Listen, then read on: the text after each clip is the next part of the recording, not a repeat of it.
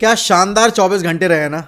सारे United fans मेरी तरह इतने ही खुश हैं क्योंकि एक नहीं, दो नहीं, तीन तीन बड़ी बड़ी न्यूज़ सुनने को मिली है।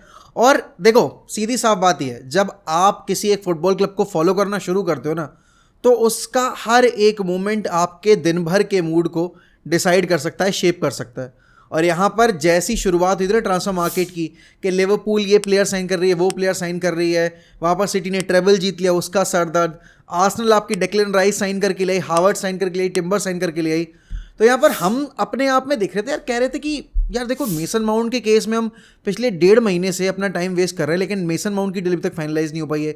डेहिया की सिचुएशन पे अभी तक क्लैरिटी नहीं है, और हमें ये भी नहीं पता कि अगले सीजन जाते में हमारा नंबर 9 कौन होगा। प्लस हमारे जो प्लेयर्स के कॉन्ट्रैक्ट अप होने वाले हैं, वो कॉन्ट्रैक्ट साइन करेंगे भी या नहीं करेंगे। लेकिन भाई कल का दिन जो था वो बहुत ही एपिक था, क्योंकि यहाँ पर आंद्रे ओनाना का ऑनस्टीन की तरफ से पूरा स्ट्रक्चर आ गया फी पेमेंट का, और बताया ये जा रहा है भाई कि आज आंद्रे ओनाना की डील ऑफिशियली अनाउंस हो जाएगी। ऑलरेडी आंद्रे ओनाना ट्रैवल करके मैनचेस्टर पहुंच चुके हैं। जब आप ये वीडियो देख रहे होगे तो ऑलरेडी उनका जो मेडिकल है वो स्केड्यूल हो चुका होगा। और यहाँ पर जो उसके बाद अगली न्यूज़ थी वो थी भाई मार्कस रैशफोर्ड के आपके कॉन्ट्रैक्ट एक्सटेंशन की। अब देखो यार, Marcus Rashford is a home grown talent, academy graduate है बंदा, पिछले 8 साल से फर्स्ट टीम फुटबॉल खेल रहा है। और अब क्योंकि मार्कस रैशफोर्ड उस स्टेज पर पहुंच चुके अपने करियर पे जहां उनको अब टीम को एज अ लीडर लीड करना पड़ेगा, he is no longer a youngster. क्योंकि 8 साल अगर कोई एक प्लेयर ना आपका फर्स्ट टीम फुटबॉल का एक्सपीरियंस ले चुका होता है, तो फिर उसको फिर विदाउट दी आर्मबैंड वाले लीडर की जो रोल है वो अदा करनी पड़ती है टीम में। एंड डेफिनेटली हम सबको पता है यहाँ पर 5 साल का नया कॉन्ट्रैक्ट मिला है, इंप्रूव्ड वेजेस मिले, तो एक्सपेक्टेशंस जो लास्ट सीजन तक थी उससे और ज़्यादा बढ़ जाएंगी। अब देखो, लास्ट सीजन रैशफोर्ड ने 56 गेम्स खेले थे, उसमें 41 का गोल इन्वॉल्वमेंट था, जहां उन्होंने 30 गोल स्कोर किए थे, तो वहीं 11 उन्होंने असिस्ट भी प्रोवाइड किए थे।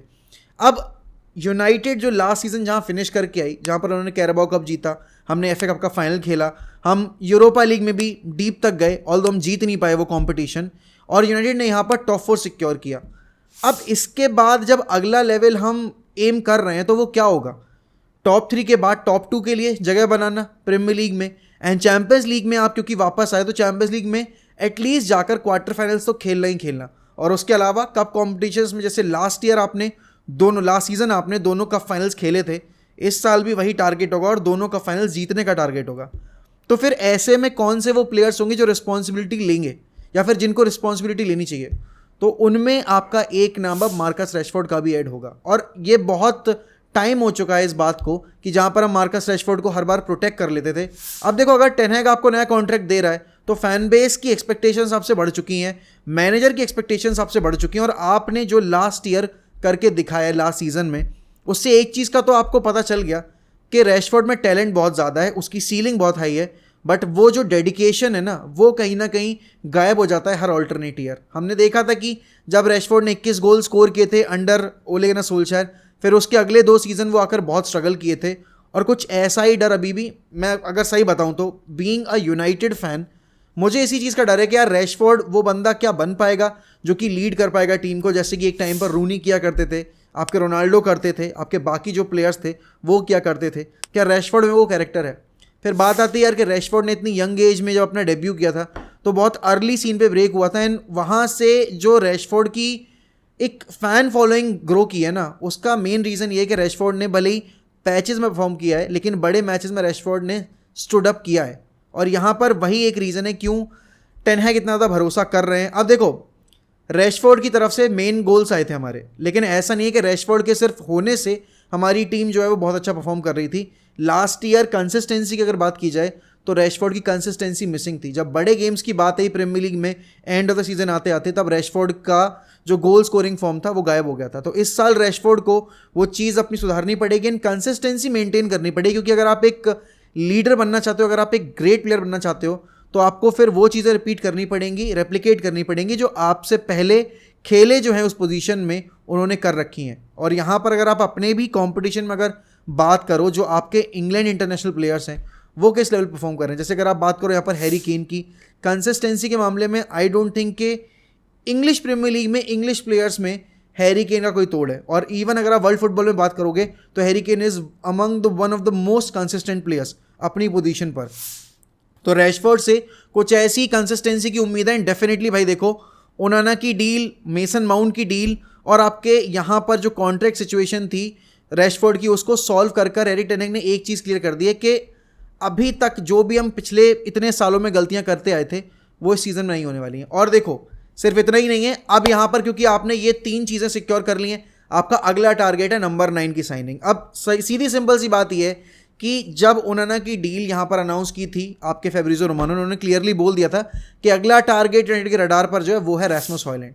लेकिन कल जो रिपोर्ट्स आई हैं बहुत सारी, उसमें ये बताया जा रहा है कि रैसमस हॉयलैंड के साथ तो यूनाइटेड है ही कंटिन्यूसली कांटेक्ट में और 100% टर्म्स वगैरह तो आपके जून मई में ही एग्री कर गए थे। लेकिन अब यहाँ पर फॉर्मल ऑफर रखने वाली है यूनाइटेड। लेकिन इसके साथ ही साथ रेंडल कोलुमुआनी जो आपके फ्रैंकफर्ट के स्ट्राइकर हैं, उनके साथ भी यूनाइटेड हाईली लिंक्ड है। अब देखो, अगर मैं दोनों प्लेयर्स के सीजन की बात करूं तो जहां हॉयलैंड ने 42 अपीयरेंसेस में 16 गोल और 7 असिस्ट प्रोवाइड किए थे, वहीं कोलुमुआनी ने फ्रैंकफर्ट के लिए खेलते हुए 46 गेम्स में 23 गोल और 17 असिस्ट प्रोवाइड किए थे। एज की बात की जाए तो Kolo Muani is 24 and Rasmus Hojlund is 20। अब जो प्राइस ब्रैकेट है उसमें बहुत ही ज़्यादा डिफरेंस है। फ्रैंकफर्ट वहाँ पर 100 मिलियन डिमांड करी, 100 मिलियन यूरोस फॉर कोलुमुआनी, और यहाँ पर एटलांटा का जो डिमांडिंग प्राइस है वो 65 मिलियन।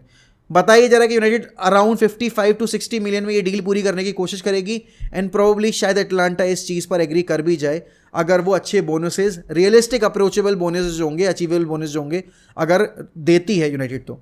अब देखो, मेरे लिए तो दोनों में से कोई भी आएगा, I think it's a win win situation, क्योंकि आपको एक प्लेयर मिल रहा है जो कि आपके ओवरऑल टीम सेटअप को प्रॉपरली मैच करता है, जो कि आपका डिफेंसिव एरियाज में आकर हेल्प करेगा, ट्रांजिशन में हेल्प करेगा, और एज अ शेडो स्ट्राइकर भी खेलने में आपको, जब वो आएगा पीछे अपनी पोजीशन अकोमोडेट करने में, तो आपके ब्रूनो जैसे प्लेयर्स को, रैशफोर्ड जैसे प्लेयर को बहुत हेल्प मिलेगी।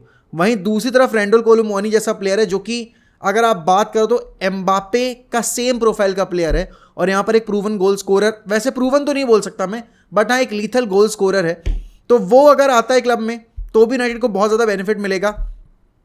लेकिन सबसे इंपॉर्टेंट बात यह है कि यूनाइटेड को अभी एक ऐसा प्लेयर चाहिए जो कि डर्टी गोल स्कोर करे, वो टैप एंड स्कोर करे, वो जो डिफेंडर्स के बीच में से रन बनाकर जो आप चीप गोल स्कोर करते हो, वो जो एक आपका एक ट्रेट होती है कि आपको सेट पीसेस अगर मिल रहे हैं, सेट पीसेस पे अगर आपको कन्वर्ट करने चाहते हो तो आपके पास एक बुली होना चाहिए आपके फाइनल थर्ड में। That is what both these players will provide. And देखो, रैसमस हॉयलैंड के केस में एक चीज़ ये भी है कि Hojlund is very much flexible in his game style. He can play as a wide forward, he can play as a number 9 as well. वैसे मेन ट्रेड उनकी नंबर 9 खेलने की है। His hold up play is excellent at this as, और 20 की as में जब आप एक प्लेयर को लेकर आ रहे हो तो उसको मोल्ड करने का आपके पास बहुत ज़्यादा टाइम है, बहुत ज़्यादा वक्त है। और यहाँ पर अगर मैं यहाँ पर कोलुमुआनी की बात करूँ, कोलुमुआनी का ज़्यादा डायरेक्ट गेम प्ले है, बट अगर आप डिफेंसिव एरियाज में बात करोगे कोलुमुआनी उतना ज़्यादा एक्टिवली पार्टिसिपेट नहीं करते हैं। तो अगर मैनेजर पर्सपेक्टिव से मैं देखूंगा, मैनेजर जैसे कि रिपोर्ट्स आ भी रही हैं, he wants Rasmus Højlund at any cost, लेकिन आई वोंट बी शॉक्ड अगर यूनाइटेड यहाँ पर लेट मूव करती है मार्केट में, अगर रेंडल कोलुमुआनी के लिए एक रियलिस्टिक प्राइस टैग यहाँ पर अचीव कर पाना पॉसिबल होगा यूनाइटेड के लिए।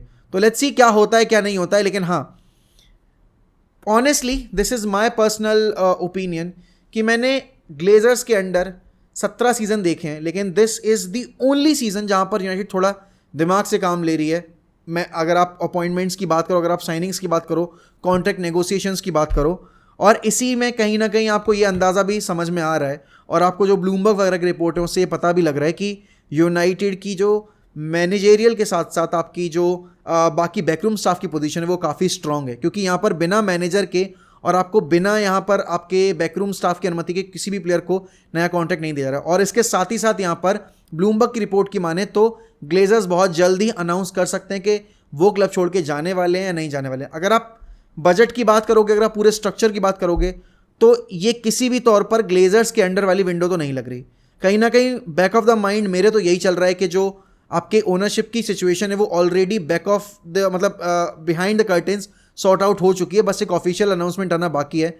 बट बात ये है कि जितनी भी रिपोर्ट्स हमने पढ़ी हैं, कोई किसी चीज़ को कॉन्ट्रडिक्ट करता है, कोई किसी चीज़ को कॉन्ट्रडिक्ट करता है, तो have to wait for it. अभी एक प्रॉपर कोई डेडलाइन हमारे पास है नहीं कि कब तक इस पर क्लैरिटी मिलेगी। लेकिन हाँ, एक चीज़ ज़रूर है, for all the United fans जो कि इस वीडियो को एंड तक देख चुके हैं, उनको भी पता है कि this is the best possible season अगर हम मार्केट के हिसाब से बात करें, जहाँ पर हम अपने जो प्राइम टारगेट्स हैं उनको लेकर आ रहे हैं, हम समझौता नहीं कर रहे हैं। और उसके साथ ही साथ अगर आप बात करो यहाँ पर यूनाइटेड का जो अप्रोच है इस वक्त पर मार्केट में वो काफ़ी रूथलेस है। चाहे वो आप हमारे अपॉइंटमेंट्स की बात करो, चाहे हमारे जो सेलिंग प्लेयर्स हैं उनकी बात करो, क्योंकि यहाँ पर बात की जाए तो एलेक्स टेलिस के लिए अल नसर ने ऑफर रखा है, और यहाँ पर फ्रेड का भी जो मूव है वो या तो टर्की होने वाला है या फिर वो सऊदी जाएंगे मोस्ट प्रोबेबली, तो वो भी देखने वाले सीन होगा।